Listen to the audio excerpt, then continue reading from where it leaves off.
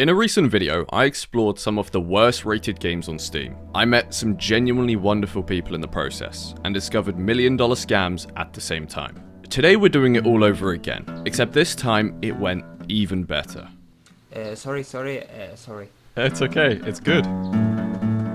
Welcome to episode 2 of Exploring Steam's Bottom Shelf.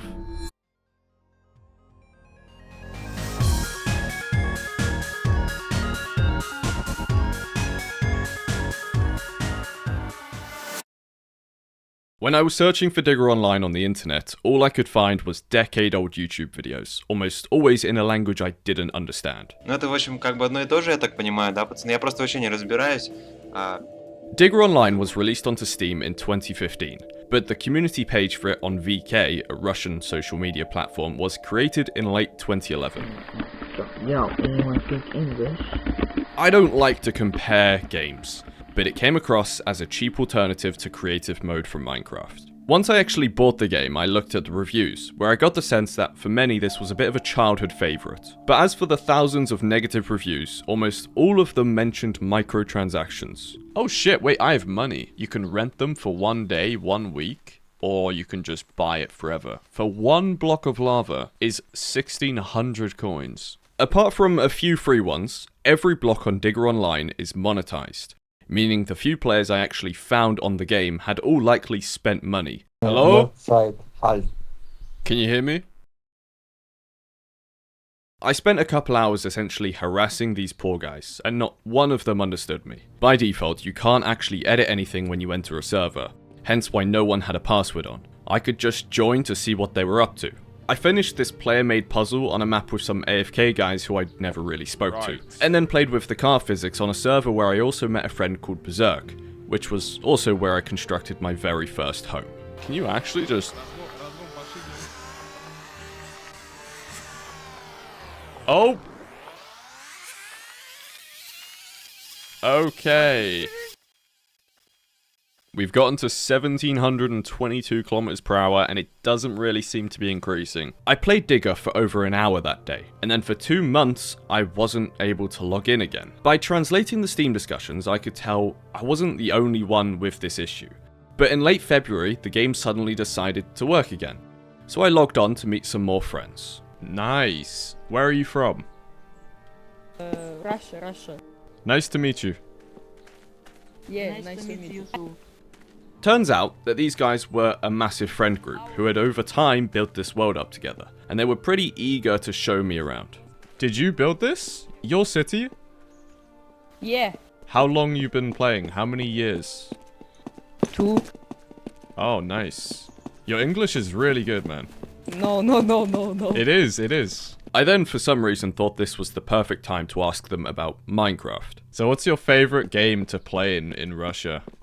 Digger Online? Yes, sure. Digger, of course. So why do you not play Minecraft? It is not discussable thing here, you know. It is not discussable in this game. It's like a religious question. Although almost all of these guys could speak Russian, they were actually from all over the world.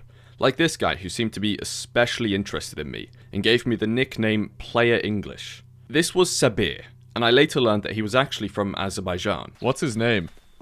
Sabir. Wait, Sabir, where are you from? Name Sabir, this is name Azerbaijan. I'm from Azerbaijan. Cool. I'm sorry, Not player English. Do you speak Russian? No. I speak Russian and Hebrew. Oh shit, cool. I speak some German. The fella translating knew a good amount of English and acted as a bit of a medium between myself and Sabir. And when he could, Sabir would Google Translate his question and read it aloud to me, which was pretty sweet. Player English, how old are you? I am 21 years old. Это сколько ему? 21. Okay, thank you. No problem, mate. And I'm 17. Right? Game Digger Online. This is game good. Yes, I like Digger Online. Sabir was super interested in learning everything he could about me, but he also had a little hobby of his own that he offered to show. You love Nirvana? Nirvana? Nirvana, the song smells like Teen Spirit. I guitarist. I love guitar. I love guitar. Can you play? Он хочет, чтобы я сейчас поиграл ему тут? Да. Ну попробую. Скажите, я возьму акустическую. He will try, he will get acoustic guitar and will try to play. Oh, nice. Okay, I wait.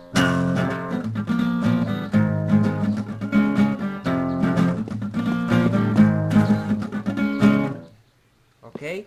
Wow, yeah. Скажите ему, сейчас другая песня Нирваны будет. It's he want to play another Nirvana song. Okay, yep. Go.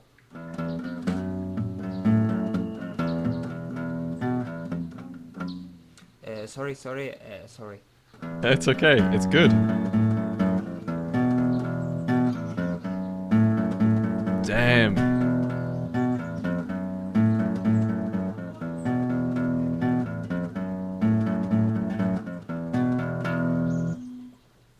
That was really good, man. You love song Sweet Child of Mine? That's a good ass Скажите ему song. скажите, что я сейчас эту песню играть буду. He want to play this song that he is talking about. Go.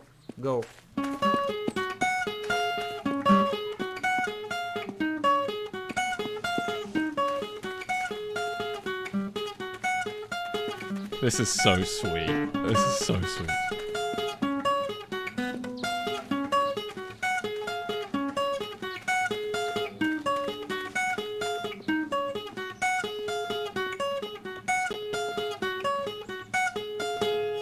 Okay? Nice. You are good. And just when I thought he was done, he came out with another banger. You love song Believer? Yes?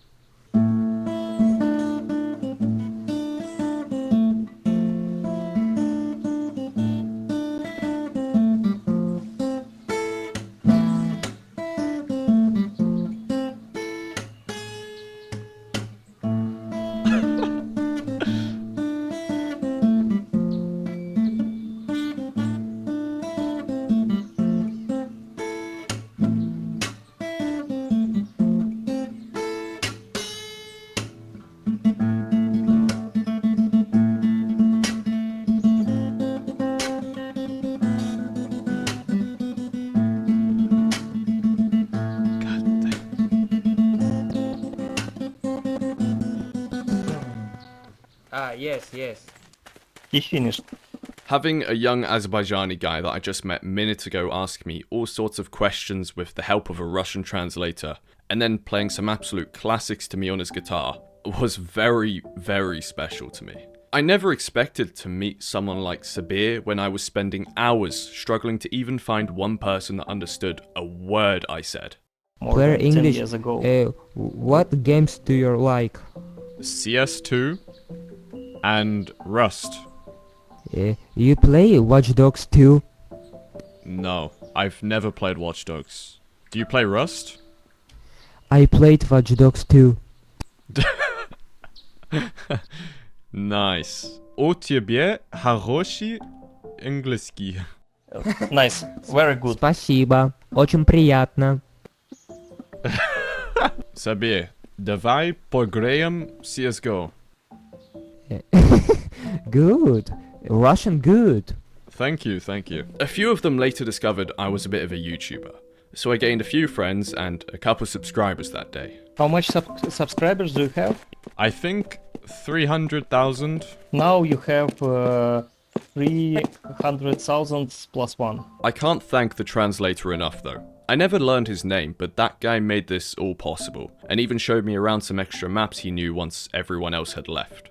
There was this massive pixel art map with quite a bit of stuff that probably needed blurring, so we'll skip past that. For all the weird kinks this game has, not to mention the criminally insane microtransactions, the players are proper creative with what they've been given. I might take a break. Yeah, same for me. Thanks. Yeah, thank you for translating. It was really helpful. Yeah. Okay, no problem. Yeah, thanks. Bye. Thank you. See you later, man. What a fucking legend. I've tried every few days to return and find Sabir and co, but it's been a few weeks now and nothing. So if any of you lot are watching, I just want to say thank you. And if anyone else here logs onto Digger Online and sees them, please say hi from me. I would love to sit here and give Digger a good review, but I honestly can't with the whole block renting thing. But what I can say is the community has some truly great people, and they make the game great.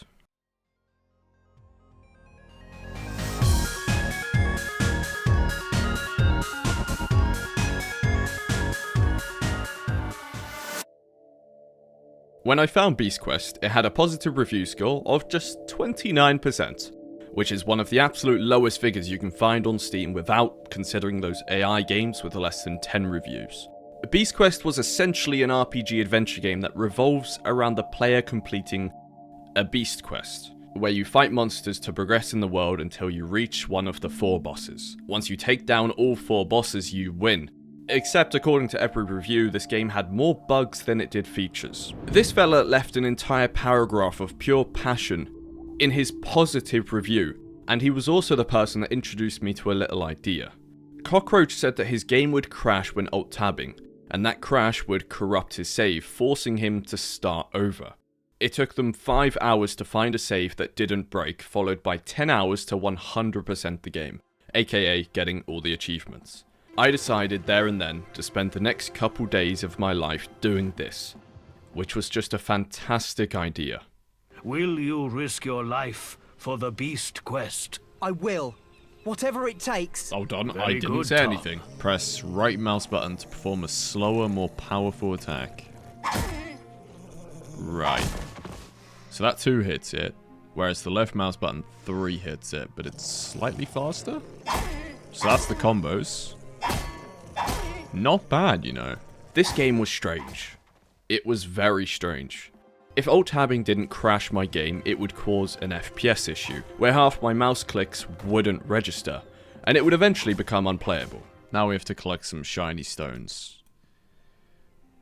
Has my game crashed? Your fucking shiny stones has crashed me, mate. I hope you're proud. Alright. That one crashed at 3%. My latest attempt had crashed around an hour and a half in, so I returned the next day. This time, about 2 hours in, the game decided to shaft me once again. I even tried to get into a fight with some spiders to see if that would teleport me, but nothing worked. At a certain point, the bugs actually began to feel intentional, as if you had to just work your way around them to fucking progress.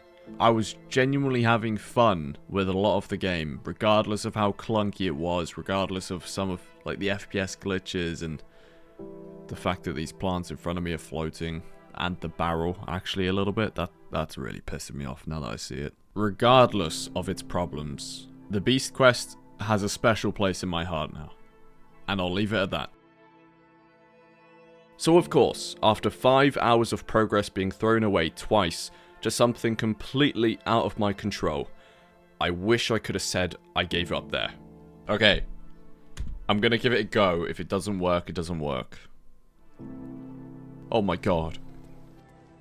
I don't know why that's actually fixed it, but that has fixed it. That means I can carry on.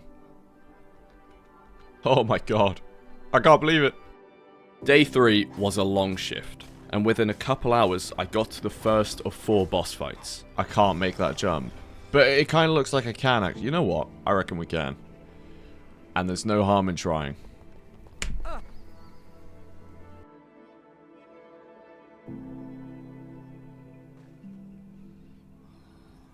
Is it meant to be like that? I have a feeling my game is broken. So what I want to do here is activate that ability and then call Ellie in.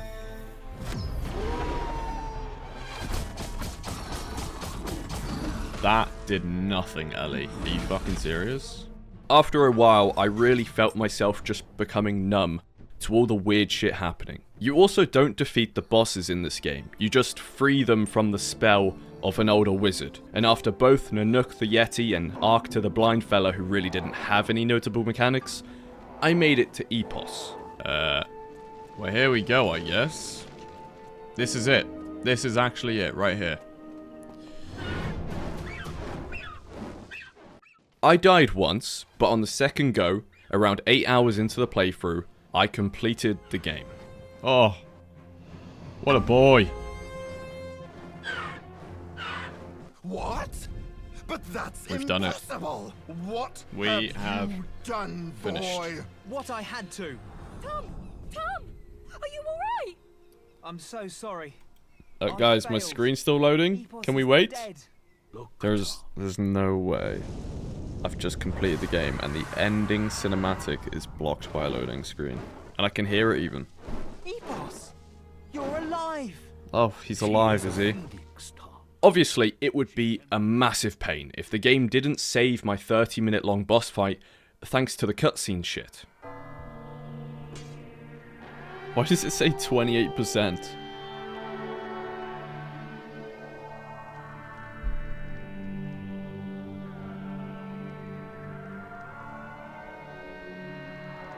Oh my god. Alright, it's not even saved my boss fight. It's not saved it.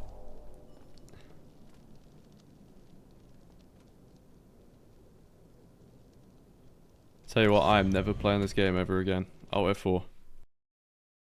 I technically didn't 100% Beast Quest. In fact, I 54%ed it, and I'm about 6 hours short of the normal speedrun record. But I will never forget the 9 hours I spent playing this game. The combat was simple, but gratifying, and the AI wasn't too bad either. But I am thrilled to say it is no longer installed on my PC.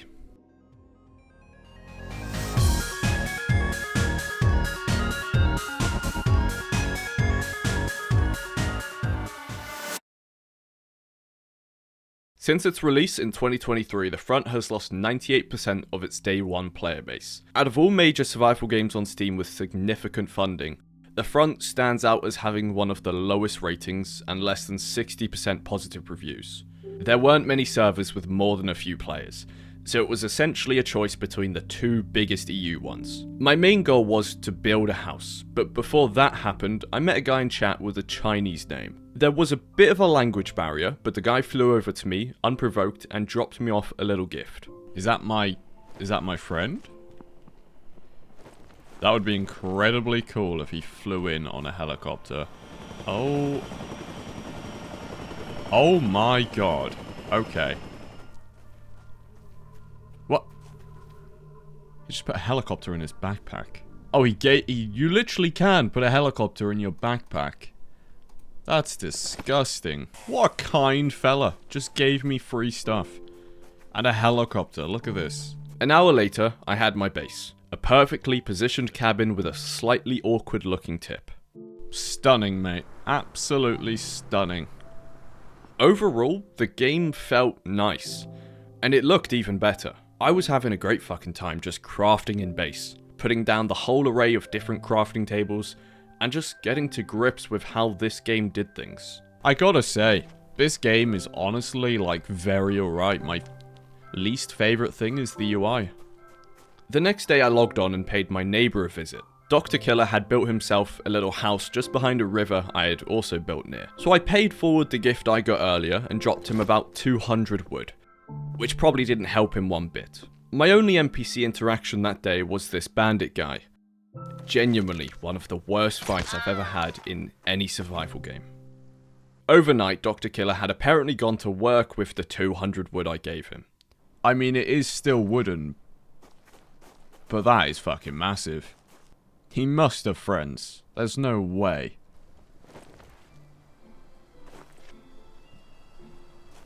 I'm not even kidding, I think I'm stuck. If I had to rank every survival game by their terrain, the front would probably be right at the bottom. It is the worst terrain I've ever had to move across in any game. Before logging off on the third day, I made sure to give my house the final touches, and that included a chair to enjoy the view I had worked so hard for. Okay, in that case, our chairs are going to be back to front. Can you at least maybe rotate them? No. Okay. Cool.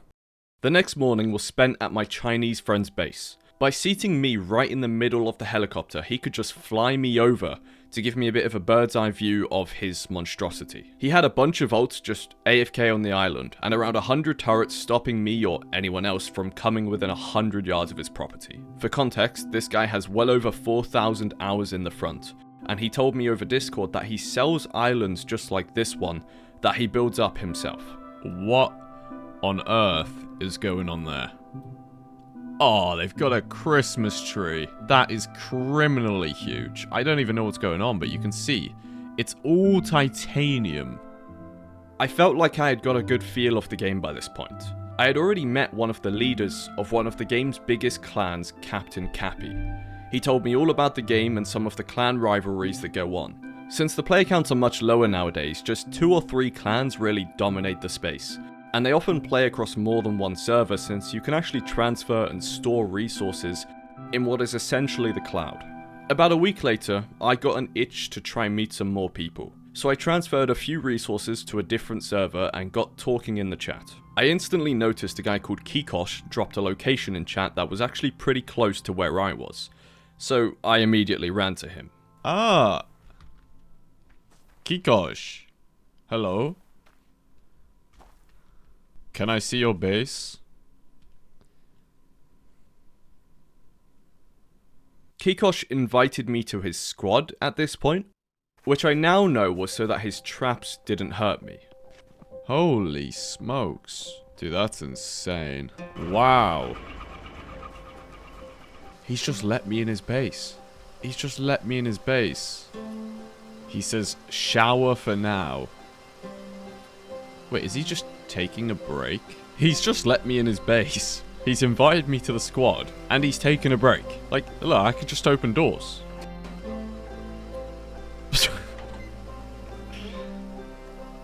I tell you what, that is an absolute legend right there. I think this was maybe the coolest but also strangest thing that's ever really happened to me. This is a PvP survival game where the golden rule is to just trust nobody. And my buddy here gave me the key to his house after I had literally just met him. Dude, the loot is just there. Like, come on, man. He eventually returned, and I tried throwing a few questions his way in hopes of learning a few things about my new friend. My friend, where are you from? Where are you from? If I'm being honest, I don't even know if my mic works. After I asked him in chat if we could do a raid, we made our way over to the other side of the map, where Kikosh introduced me to a base he was targeting. We had a bit of an awkward staring contest with the guy who lived there, and then we got to work. In the span of genuinely less than 2 minutes, me and this guy became best buddies, and I got to see literally every ounce of his loot. We don't speak the same language, and I honestly don't think he's understood a single word I've said this whole time. So he wants me to chop wood, I assume. I will get right on it, good sir. We spent quite a bit of time here farming. I think Kikosh was actually trying to level me up so I could wield certain weapons, but that would have been days of grinding, and we never really got that far.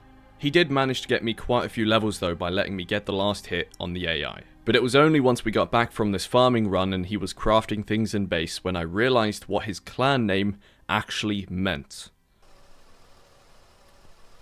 I just realized the clan name is Deaf 2025. So I asked Kikosh if he's deaf in Russian, and he said yes. It was starting to make sense why all of my attempts to communicate with Kikosh over voice chat yielded absolutely nothing. While I spent the next 30 minutes letting that sink in, we swam to nearby islands looking at some big bases. In other words, Kikosh went places while I just followed him. Where does he want me to go? Okay, we're going swimming, I suppose. I just asked him whether it's harder to play games as someone who's deaf. Yeah, he said yes. So that confirms he is deaf though. I told him that I think it's cool that he still can find a way to play games and that he's actually quite good at them still. After I found out my new friend was deaf, I made a really big effort to use Google Translate and started communicating entirely in Russian, which I figured out was a language he spoke. I realized this because he spent a lot of time laughing at me in Russian whenever I'd die of hunger or get stuck in a hole, which was often. Well, I think that's it. He took me in, invited me to the squad within 30 seconds of knowing me, and now I'm in his base. And he's logged off once again. This is the coolest guy I've ever met. What a character, like what are the chances I meet someone like Kikosh. Late into the second day, Kikosh shot out the door from the small base we wanted to raid the day before. I felt a bit bad raiding this poor soul, but loot is loot. Yeah, you shoot it, buddy. Oh, shit. He's laughing at me 100%. That's like our way of communicating right there. He showed me the window, turns out the door actually goes outside. Okay. After this, I'd log on occasionally to see if Kikosh was on, and now and again would see him running around the map probably raiding more bases and having a great time. I can confirm I'm still in his group, and I'd absolutely love to play with Kikosh again one day. In my opinion, The Front was a very average survival game, with sluggish mechanics and terrible PvE. But the building is great, and there were hundreds of aspects to the game that I didn't even get to touch on, that give it a lot of depth. But more than anything else, the community is awesome, and Kikosh is a proper legend.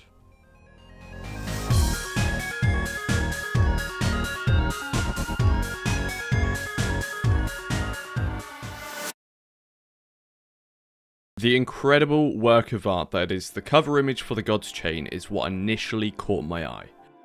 I knew this game was something special from the moment I found it. Less than 39% of its 405 reviews are positive, which isn't really a number to be proud of, but the game released almost 10 years ago, and I had to see whether the reviews were right. I've now got a gun. What? I'm pretty white apparently. Looks like the fella that made this game just discovered Bloom. Oh yeah. The multiplayer was entirely desolate, which surprised me a bit given the Steam charts show an average of over 40 players for the past few weeks. I'm gonna assume a few of the spikes, or likely every single player in those Steam charts, is probably botted. Either that, or they're all enjoying the incredible single player experience. So, I've just spawned in front of two green fellas that I need to kill. But they are spawn camping me. He's still shooting me. I don't know how to respawn, to be honest.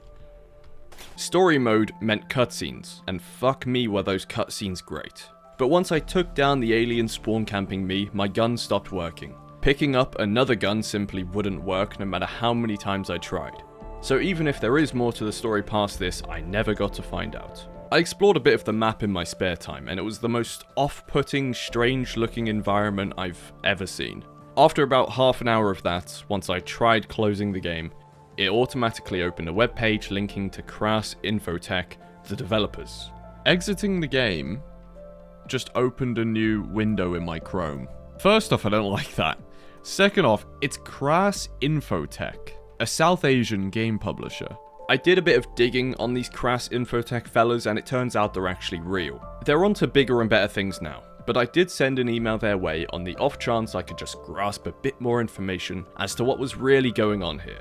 I later tried a game they released 1 year after the God's Chain called Heavily Armed, thinking a year of progress probably means a better product. Is it bad? This isn't terrible. It's an improvement on the God's Chain, that's for sure. Okay, he is going through a wall, and he has just morphed for a door. Only 7 bullets? Okay, some fella's just gone through the roof.